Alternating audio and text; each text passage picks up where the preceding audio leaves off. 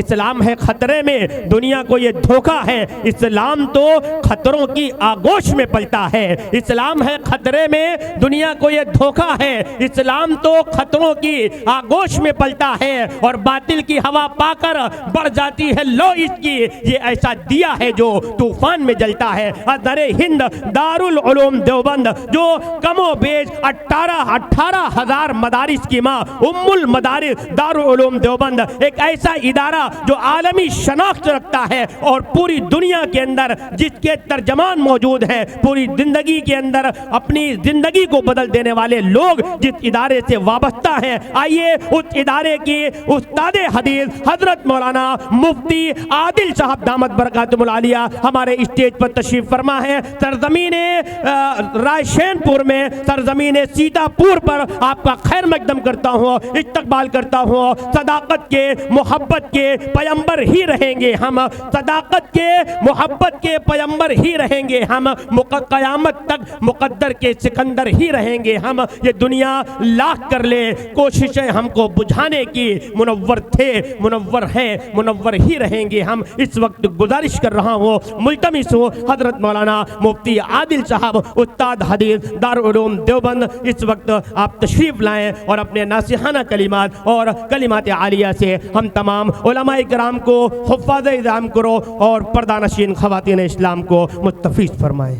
الحمدللہ نحمده ونستعینه ونستغفره ونؤمن به ونتوکل علیہ ونعوذ باللہ من شرور انفسنا ومن سیئات اعمالنا من يهده الله فلا مضل له ومن يضلل فلا هادي له واشهد ان لا اله الا الله وحده لا شريك له واشهد ان سيدنا ومولانا محمدا عبده ورسوله صلى الله عليه وعلى آله وصحبه وبارك وسلم تسليما كثيرا كثيرا أما بعد أعوذ بالله من الشيطان الرجيم بسم الله الرحمن الرحيم وَلَقَدْ يَسَّرْنَا الْقُرْآنَ لِلذِّكْرِ فَهَلْ مِن مُدَّكِرٍ وقال النبي صلى الله عليه وسلم في حديث آية المنافق ثلاث إذا حدث كذب وإذا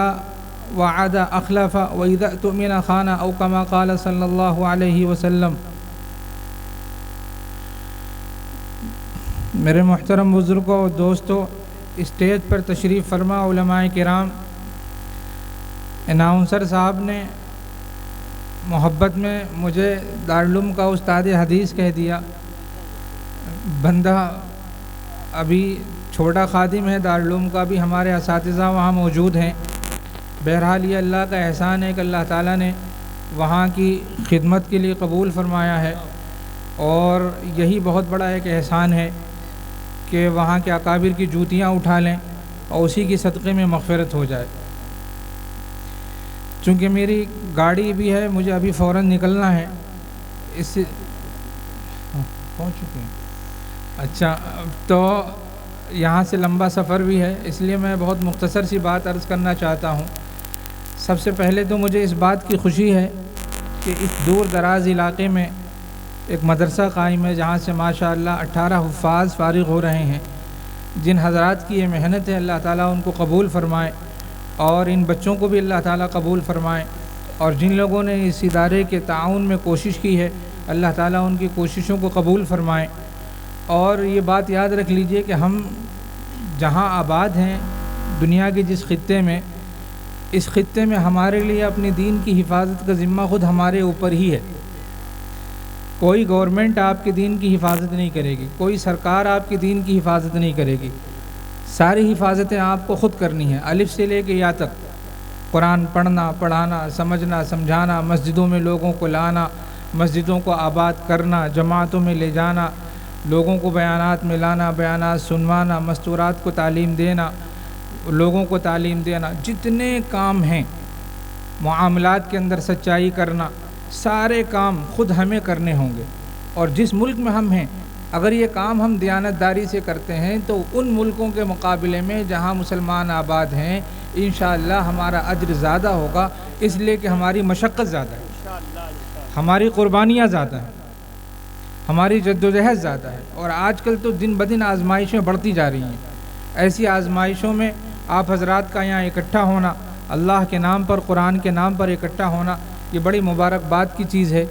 لیکن اسی میں ایک بات اپنے بزرگوں کی یاد آ گئی کہ یہ جو آپ ہمارے ویڈیو بنا رہے ہیں، میرے خیال سے مفتی صاحب اس کی تو کوئی خاص ضرورت تھی نہیں، اس کی تو کوئی خاص ضرورت نہیں تھی، یہ تو سرکاری دفاتر وغیرہ والے ضرورت کے طور پہ بناتے ہیں بطور ریکارڈ کے۔ آپ کو ان سب چیزوں کی کوئی ضرورت نہیں ہے۔ آپ تو قرآن کو اپنے سینے میں بٹھائیے اور قرآنی احکامات کو اپنے جسموں پہ، اپنے اعمال میں نافذ کیجئے۔ یہ ویڈیوگرافی سے، فوٹو سے، نقشے سے اس سے کچھ نہیں ہوتا۔ یہ تو دوسرے مذہب والوں کی طرح ہے کہ ان کو جب آرتی کرنی ہوتی ہے تو انہوں نے ٹیپ بجا دیے اور ٹیپ بجا کے آرتی شروع کر دی۔ آپ بھی دھیرے دھیرے اسی نہج پہ جانا چاہتے ہیں۔ ہماری شریعت کا سارا معاملہ ہمارے دل سے ہے۔ جو کچھ پیش کرنا اللہ کی بارگاہ میں اپنے دل سے پیش کرو، اپنے اعمال کو، اپنے جسم کی قربانی کو، اپنے مال کو، رات کی نیندوں کو، نماز کو، قرآن کو، تلاوت کو، ذکر کو، سب اعمال جو زبان سے صادر ہوتے ہیں وہ اور دل کے اخلاص کے ساتھ اللہ کی بارگاہ میں پہنچنے چاہیے۔ یہ ہے اصل ہماری کامیابی۔ تو اس لیے ہمیں دینی مجلسوں میں خاص طور سے، جہاں قرآن و حدیث کی مجلسیں ہوں، ایسی مجلسوں میں اس طرح کی چیزوں سے بچنا چاہیے۔ اور ابھی قریب میں دارالعلوم دیوبند میں ایک جگہ مفتی امین صاحب جو دارالعلوم کے نائب شیخ الحدیث بھی ہیں، انہوں نے ایک جگہ مشکوٰۃ شریف ختم کرائی، تو وہاں بھی یہی کام چل رہا تھا۔ تو مفتی صاحب نے منع کر دیا کہ پہلے یہ بند کرو تب میں مشکوٰۃ ختم کراؤں گا۔ تو پہلے وہ بند کیا گیا، پھر مشکوٰۃ ختم کرائی گئی۔ اور تو اس لیے ان سب چیزوں سے بچنا چاہیے۔ جلسے کے جو منتظم حضرات ہیں وہ بھی، اور جو بڑے سرپرست حضرات ہیں وہ بھی، اور ہماری جو زندگی ہو وہ زندگی شریعت کے مطابق گزرے۔ اصل انسان کی کامیابی یہی ہے کہ اس کی زندگی شریعت کے مطابق گزرے۔ صبح سے لے کے شام تک کا اس کا ایک ایک قدم، ایک ایک چیز ناپ تول کر اللہ کی مرضی کے مطابق گزرے۔ اگر اس ناپ تول کی زندگی میں کہیں بھی تھوڑا بھی گناہ ہو جائے تو فوراً توبہ کر لے، اس گناہ سے معافی تلافی کر لے، معذرت کر لے اللہ تعالیٰ کی دربار میں، رو کے گڑ گڑا کے معافی تلافی کر لے، تاکہ مرنے سے پہلے یہیں پہ ساری چیزیں معاف صاف ہو جائیں اور مرنے کے بعد کوئی چیز ذمے میں باقی نہ رہے۔ یہ ہماری ذمہ داری ہے۔ اگر ہم نے ایسا نہیں کیا اور ہم لوگوں کے بہکاوے میں اور آج کل کے بہکاوے میں بہتے رہے اور اپنی خواہشات کو آگے بڑھاتے رہے اور دنیا کے پیچھے دنیا والوں کے پیچھے چلتے رہے، تو یہ کامیابی کی چیز نہیں۔ علماء نے لکھا ہے کہ اپنی خواہشات پہ چلنے والا بھی ایک طرح کا مشرک ہے۔ قرآن کریم کے اندر یہ بات ہے، افرأیت من اتخذ الہہ ہواہ، کہ ایک آدمی اپنی خواہشات کو اپنا خدا بنا لیتا ہے۔ اپنی خواہشات پہ چلنا یہ بھی ایک طرح سے شرک ہے۔ ہم اپنی زندگی کا اگر جائزہ لیں تو ہم اپنی خواہشات پر زیادہ چلتے ہیں، شریعت کے مطابق اور نبی کریم صلی اللہ علیہ وسلم کے طریقے کے مطابق ہماری زندگی کم گزرتی ہے۔ ہمارے صبح سے لے کے شام تک کے سارے اوقات کا اگر ہم جائزہ لیں تو سارے اوقات میں ہماری زندگی کا بیشتر حصہ ایسا ہوگا جو شریعت کے خلاف ہوگا، بیشتر حصہ ہوگا جو سنت کے خلاف ہوگا۔ ہماری بول چال، ہم بات میں جھوٹ بول دیتے ہیں۔ ایمان کے ساتھ نفاق جمع نہیں ہو سکتا۔ ایک نفاق تو حضور کے زمانے میں تھا، نفاق قلبی، لیکن علماء نے لکھا ہے کہ ایک نفاق عملی بھی ہوتا ہے۔ عمل کے اعتبار سے ایک آدمی منافق ہوتا ہے۔ وہ عمل کے اعتبار سے منافق یہ ہوتا ہے کہ اس میں منافقوں والے کام پائے جاتے ہیں، منافقوں والی نشانیاں اس میں پائی جاتی ہیں۔ مختلف حدیثوں میں مختلف نشانیاں بیان کی گئی ہیں منافقوں کی۔ ایک حدیث جو میں نے پڑھی اس میں ایک نشانی بیان کی گئی کہ اذا حدث کذب، کہ منافق کی ایک پہچان یہ ہے کہ جب وہ بولتا ہے تو جھوٹ بولتا ہے۔ ہم اپنی زندگی کا اگر جائزہ لیں تو ہم بات میں جھوٹ بولتے ہیں، بات میں جھوٹ بولتے ہیں۔ معاملات میں تو جھوٹ بولنے کو چالاکی سمجھا جاتا، کاروبار میں اسی آدمی کو ہوشیار سمجھتے ہیں جو جھوٹ بول کے لوگوں کو دھوکہ دے دے۔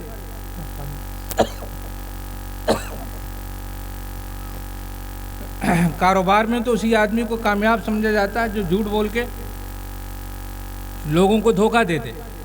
یہ علامت منافق کی ہے. نفاق کے ساتھ ایمان جمع نہیں ہو سکتا. اور نفاق عملی اور بھی حدیث میں بیان کیا گیا. نفاق عملی کا مطلب ہے کہ کام منافقوں جیسا، کام ان لوگوں جیسا جو دل سے مسلمان نہیں ہے، کام ان لوگوں جیسا جن کے دل میں ایمان نہیں ہے. یہ ہوتا ہے منافق عملی کا مطلب. اللہ تعالیٰ نے حدیث میں، نبی کریم صلی اللہ علیہ وسلم نے حدیث میں دوسری نشانی فرمائی کہ وَإِذَا وَعَدَ أَخْلَفَ، کہ جب کوئی وعدہ کرتا ہے تو اس کی خلاف ورزی کرتا ہے. ہم بھی اس کے عادی ہیں. کسی کا پیسہ لے لیا، کوئی وعدہ کر لیا، اس وعدے پہ پیسے اس کے نہیں دینے، پیسے ٹلاتے رہتے ہیں. پیسوں کا دینا ایک مشکل مسئلہ ہو گیا. اس وجہ سے لوگوں نے قرض دینے بند کر دیے، کیونکہ کوئی قرض لینے کے بعد پیسہ ادا نہیں کرتا، وعدے پہ وعدہ کرتا رہتا ہے اور وعدے کو ٹالتا رہتا ہے. اس وعدے کو ٹالنا یہ بھی منافق کی ایک نشانی ہے. یہ نشانیاں ہمارے اندر پائی جاتی ہیں. جب تک کہ ہمارے اندر کامل ایمان اور برائیوں کو چھوڑنے والی چیزیں نہیں پائی جائیں گی، اس وقت تک ہماری زندگی میں چار چاند لگنے والا نہیں. ہماری زندگی کی کامیابی اسی پر منحصر ہے کہ ہماری 24 گھنٹے کی جو زندگی ہے وہ ٹھیک نبی کریم صلی اللہ علیہ وسلم کے طریقے کے مطابق گزرنے والی ہو. اس کا طریقہ تو یہ ہے کہ خود معلوم ہو، یعنی مدرسوں میں آدمی پڑھ کے خود جانے کہ نبی کریم صلی اللہ علیہ وسلم کا طریقہ کیا ہے. اگر ہر آدمی یہ کام نہیں کر سکتا تو اس کا دوسرا طریقہ یہ ہے کہ علماء سے پوچھے، علماء سے پوچھے کہ مجھے یہ کام کرنا ہے، کیسے کروں. آج ہم علماء سے پوچھتے بھی نہیں. علماء سے ہمارے تعلقات صرف اتنے ہیں کہ چائے پانی کے دوستانہ کے، مول صاحب آؤ کھا لو، ارے کھانا کھا لو، چائے پی لو، بس ختم. لیکن مول صاحب کی زندگی سے فائدہ نہیں اٹھاتے. وہیں اگر کسی ڈاکٹر سے دوستی ہو جائے تو ڈاکٹر سے فائدہ اٹھائیں گے کہ بیماری بتائیں گے، دوا لیں گے، اپنے گھر والوں کی بیماری بتائیں گے، دوا لیں گے. لیکن مولوی سے یہ نہیں بتائیں گے کہ مجھ کو دین سیکھنا ہے. مولوی سے صرف اتنے تعلقات ہیں کہ چائے پلا دیا، کھلا دیا، پلا دیا، ختم. اور ہم مولوی بھی بڑے چالاک ہیں. ہم نے اپنا پیٹ بھر لیا، بس کافی، ہماری ذمہ داری ختم. ہماری ذمہ داری بھی یہ تھی کہ ہم لوگوں کے گھروں پہ جا کے چائے نہ پئیں جب تک کہ دین کی بات نہ بتائیں. اگر کسی کے گھر میں جائیں، کھائیں پئیں تو وہاں کوئی نہ کوئی دین کی بات بتا دیں. ہم نے اپنے بزرگوں کو اپنے آنکھوں سے دیکھا. حضرت شاہ ہردوئی رحمۃ اللہ علیہ کو دیکھا، میرے شیخ حضرت حکیم کلیم اللہ صاحب کو دیکھا کہ وہ کوئی دعوت کرتا ہے، جب اس کے گھر میں جاتے ہیں تو وہاں کوئی نہ کوئی دین کی بات سناتے ہیں، کوئی نہ کوئی بات سناتے ہیں، کوئی سنت، کوئی چیزیں بتا دیا کرتے ہیں تاکہ لوگوں کو فائدہ پہنچے. تو ہمارا تعلق علماء سے سیکھنے کا ہو. علماء سے ہمارا تعلق سیکھنے کا بھی نہیں ہے، مسائل معلوم کرنے کا بھی نہیں. عالم کے ساتھ رہتے ہیں، 24 گھنٹہ اٹھنا بیٹھنا عالم کے ساتھ ہے، لیکن زندگی میں علم نہیں آیا، زندگی میں شریعت نہیں آئی، زندگی میں اللہ تعالیٰ کی مرضیات کے مطابق چلنا نہیں آیا، زندگی میں سنتوں کی پابندی نہیں آئی. یہ جو طریقہ ہمارا ہے یہ آخرت سے غفلت کی وجہ سے ہوتا، اور آخرت کی یہ غفلت ہمیں آگے چل کے بہت نقصان پہنچائے گی. دنیا میں بھی نقصان پہنچا رہی ہے اور آخرت میں بھی نقصان پہنچائے گی.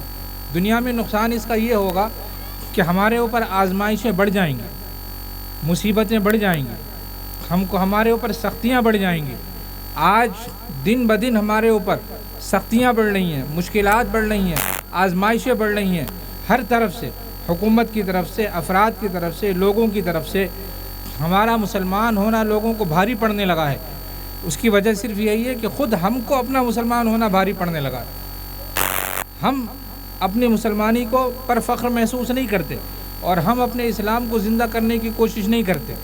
اگر ہم یہ طے کر لیں کہ ہم اپنی زندگی میں اسلام کو نافذ کریں گے، شریعت کو نافذ کریں گے، اللہ کی مرضی کے مطابق زندگی گزاریں گے، شریعت کے مطابق زندگی گزاریں گے، چھوٹی سی چھوٹی علامتیں جو ایمان کے خلاف ہوں وہ ہمارے اندر نہیں پائی جانی چاہیے. چھوٹی سی چھوٹی نشانیاں شرک کی، نفاق کی جو ہمارے اندر ہیں وہ نہیں پائی جانی چاہیے. جب ایسی ہماری زندگی ہوگی تو یہی وہ لوگ جو مخالف ہیں اللہ تعالیٰ انہی کے دلوں میں رحم ڈال دیں.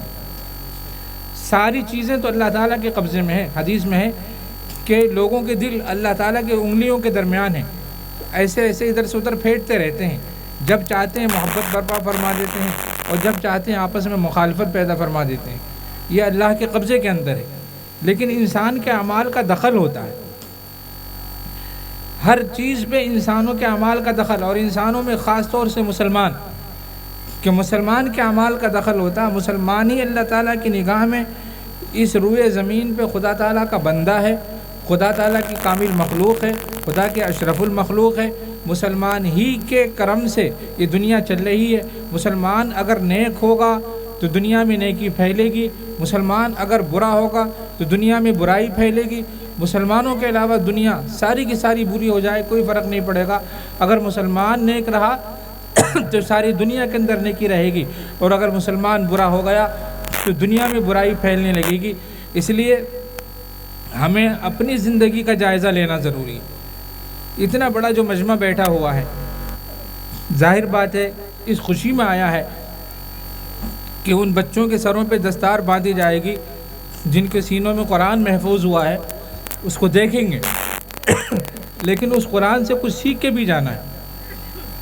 جیسے کہ مفتی محفوظ صاحب نے کچھ باتیں بتائیں شروع میں، قرآن کا ایک اور آسان، قرآن کا ایک اعلان اور بھی ہے، وَلَقَدْ يَسَّرْنَا الْقُرْآنَ لِلذِّكْرِ فَهَلْ مِن مُدَّكِرٍ، کہ ہم نے قرآن کو نصیحت والوں کے لیے آسان کر دیا ہے۔ کوئی نصیحت سیکھنے والا، ہے کوئی نصیحت سمجھنے والا، وہ آئے اور نصیحت سمجھے اور قرآن سے فائدہ اٹھائے، اور قرآن سے کس طرح سے فائدہ اٹھائے کہ علماء کے ذریعے سے قرآن کے مطالب پوچھے، علماء سے پوچھے۔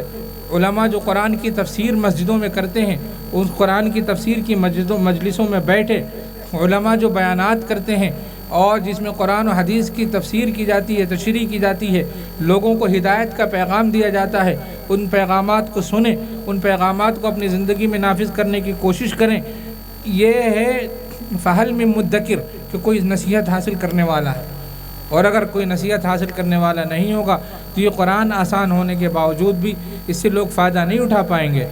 اس لیے کتنے لوگ وہ ہیں کہ جن کی نظروں کے سامنے قرآن پڑا ہوا ہے اور وہ قرآن سے کوئی فائدہ نہیں اٹھا سکتے، کوئی فائدہ نہیں اٹھا سکتے۔ اور یہیں قرآن سے فائدہ اٹھانے والے جو لوگ ہیں وہ قرآن کی تلاوت کر کے اس کے مفہوم کو سمجھ کر، اس کی مرادوں کو سمجھ کر، اللہ کے منشے کو سمجھ کر اس پر عمل کرتے ہیں، اپنی زندگی گزارتے ہیں، تو ان کی زندگی پر رونق بن جاتی ہے، ان کی زندگی پر امن بن جاتی ہے، ان کی زندگی پاکیزہ زندگی بن جاتی ہے، ان کی زندگی اللہ کی نگاہ میں محبوب زندگی بن جاتی ہے۔ ایسی زندگی گزارنے والوں کو دنیا میں بھی عزت ملتی ہے اور آخرت میں بھی عزت ملتی ہے۔ یہ جو دارالعلوم دیوبند کا کارنامہ ہے، دارالعلوم کے اکابر کا صرف علمی کارنامہ نہیں ہے کہ صرف علم کی وجہ سے وہ حضرات چمکے ہیں۔ علم تو واقعی ان کے پاس بہت تھا، اور ایسا تھا کہ اس کی مثال نہیں مل سکتی، لیکن وہ حضرات چمکے ہیں اپنے اخلاص اور عمل کی وجہ سے،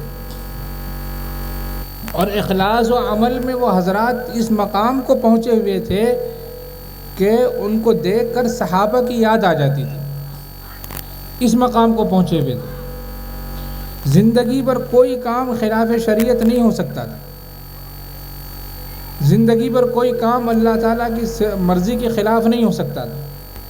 تصور ہی نہیں تھا کہ ان سے کوئی کام ایسا ہو جو اللہ کو ناپسند ہو، کوئی کام ایسا ہو جو اللہ کی سنت، جو رسول اللہ کی سنت کے خلاف ہو۔ اخلاص کا وہ کمال تھا کہ جس کو بیان نہیں کیا جا سکتا۔ حقیقت میں علم و عمل اور تقوی اور اخلاص میں وہ صحابہ کے بالکل مثیل تھے، ان کی نقل تھے، ان کی کاپی تھے۔ اس وجہ سے دارالعلوم جو چمکا ہے ان کے اخلاص کی برکت سے چمکا ہے، ان کے تقوی سے چمکا ہے، ان کے عمل سے چمکا ہے، صرف اس میں علم کا کمال نہیں ہے، ورنہ علم تو اس زمانے میں دنیا میں اور بھی بہت سی جگہوں پہ موجود تھا، بڑے بڑے جاننے والے موجود تھے، بڑے بڑے کتابیں لکھنے والے موجود تھے، بڑے بڑے محدث موجود تھے، لیکن ان کا وہ شہرہ نہیں ہوا جو شہرہ ہمارے اکابر دیوبند کا ہوا۔ اور ساری دنیا کے اندر، صرف ہندوستان میں نہیں، ساری دنیا میں، میں حضرت ہردوئی کے ساتھ تھا سفر حج میں، مطلب ان کے ساتھ تو نہیں تھا لیکن ان کے پاس گیا ہوا تھا، تو مکہ شریف کے طلباء آئے، مکہ کے طلباء آئے اور کہنے لگے کہ آپ حضرت تھانوی کے شاگرد ہیں؟ تو حضرت نے فرمایا کہ ہاں میں نے حضرت تھانوی سے ایک کتاب پڑھی ہے۔ تو وہ کہنے لگے کہ آپ نے حدیث کی کتاب پڑھی ہے؟ تو کہنے لگے کہ نہیں، حدیث کی کتاب نہیں پڑھی ہے۔ پھر شاہ ہردوئی سے انہوں نے، میرے سامنے کی بات ہے، شاہ ہردوئی سے انہوں نے اجازت حدیث لی۔ عرب کا دستور ہے، عرب کے علماء اجازت حدیث لیتے ہیں، وہاں ایک عام دستور ہے. تو وہ بچے تھے، نوجوان لڑکے 20-22 سال کی عمر کے، 18 سال کی عمر کے، وہ اجازت حدیث لینے آئے. اب دیکھیے احترام ہمارے اکابر کا. حضرت شاہ ہردوئی کے پیر مڑتے نہیں تھے، پیر موڑ کے بیٹھ نہیں پاتے تھے. حضرت نیچے بیٹھ گئے، اپنے جسم مبارک پر حضرت نے چادر ڈالی، پیروں پہ چادر ڈالی تاکہ حدیث کی کتابوں کی بے ادبی نہ ہو. وہ لڑکے یہ ادب دیکھ کر دنگ رہ گئے.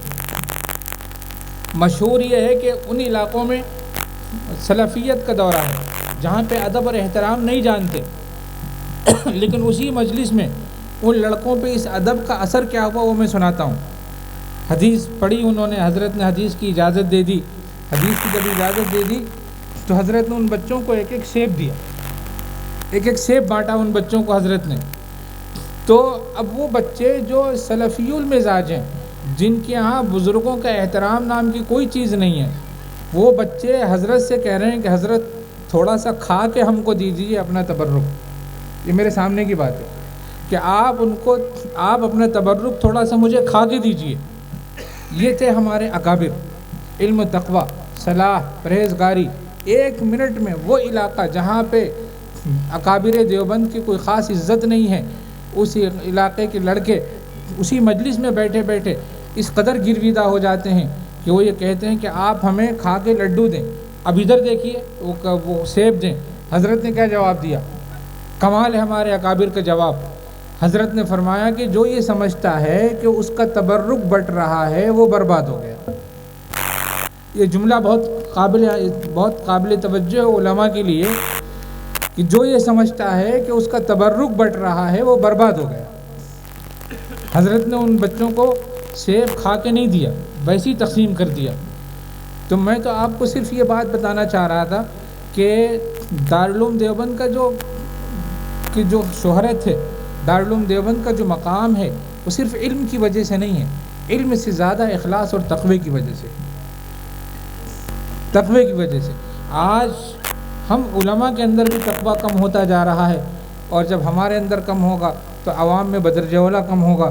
عوام میں تقوی نام کی تو کوئی چیز ہی نہیں ہے. آمدنی کا سب سے بڑا مسئلہ ہے جس سے بدن کی غذا بنتی ہے، خون بنتا ہے، گوشت بنتا ہے. اس آمدنی کے حرام حلال ہونے کی فکر ہی نہیں ہوتی. فکر ہی نہیں ہوتی کہ ہمارے پیٹ میں حلال پیسہ جا رہا ہے یا حرام پیسہ جا رہا ہے. بس کسی طریقے سے پیسہ آئے. کاریگر جھوٹ بول دیتا ہے، دکاندار جھوٹ بول دیتا ہے، ڈرائیور جھوٹ بول دیتا ہے، پیٹرول بھرانے والے جھوٹ بول دیتے ہیں. کون ایسا ہے جو اپنے معاملے میں دھوکہ نہیں دیتا؟ کون ایسا ہے؟ اسکول والے جھوٹ بول دیتے ہیں، وہ دھوکہ دیتے ہیں. آپ کس کی روزی کے بارے میں فرما رہے ہیں کہ کس کی روزی صحیح ہوتی ہے؟ حضرت مولانا طلحہ صاحب رحمۃ اللہ علیہ نے مراد آباد میں تقریر کی تھی اور یہ فرمایا تھا کہ یہ جو علماء کا مقام گر رہا ہے یہ تمہاری وجہ سے گر رہا ہے کہ تم نے پہلے پیسے ناجائز کمانے شروع کر دیے اور انہی ناجائز پیسوں سے ان کو کھلانا شروع کر دیا، تو وہ نسلیں تیار نہیں ہو رہی ہیں جو اکابر کی نسلیں تھیں. وہ حرام روزی کا اثر. اس لیے مسلمانوں کو اپنی روزی پہ توجہ دینا، اپنے معاملات پہ توجہ دینا، اپنی عبادات پہ توجہ دینا، اور گھر کے اندر دین کے ماحول کو بنا کے رکھنا، بالخصوص مستورات کو پردے کی تلقین کرنا. اور وہ لڑکیاں جو اسکول جاتی ہیں ان پہ تو 24 گھنٹے کا کیمرے، جیسے کہتے ہیں سی سی ٹی وی کیمرے کی طرح نگاہ رکھنا کہ ان کے قدم کہیں بہکنے نہ پائیں، کہیں ادھر ادھر ان کے قدم بہکنے نہ پائیں، ان کے ہر چیز پہ نظر رکھنا. یہ جو ماحول جب ہم لے کر چلیں گے تو جو ہمارا ہندوستان کا ماحول ہے، اس ماحول میں اگر ہم محنت کریں گے تو ہمیں اللہ کی ذات سے امید ہے کہ ہمارا اجر اوروں سے زیادہ ہوگا انشاءاللہ، اس لیے کہ ہماری قربانیاں زیادہ ہیں. بس میں اتنی سی بات پہ اپنی بات ختم کرتا ہوں. آپ کو شاید میری بات پسند نہ آئے کیونکہ میں خطیب نہیں ہوں اور میری گاڑی کا وقت ہو گیا. گاڑی بھی B4 ہے، وہ لکھنؤ پہنچ چکی ہے. آپ دعا فرمائیں کہ میں پہنچ جاؤں کسی طریقے سے عافیت کے ساتھ. میری دعا ہے کہ اللہ تعالیٰ اس ادارے کو کامیاب فرمائے، اس ادارے کے جو ذمہ داران حضرات ہیں ان کے اخلاص و مساعی کو قبول فرمائے، اور اس ادارے کو اللہ تعالیٰ ہر قسم کے مالی تعاون سے مالا مال فرمائے. اللہ تعالیٰ ہر قسم کی راحت و سکون نصیب فرمائے. وما علینا الا البلاغ.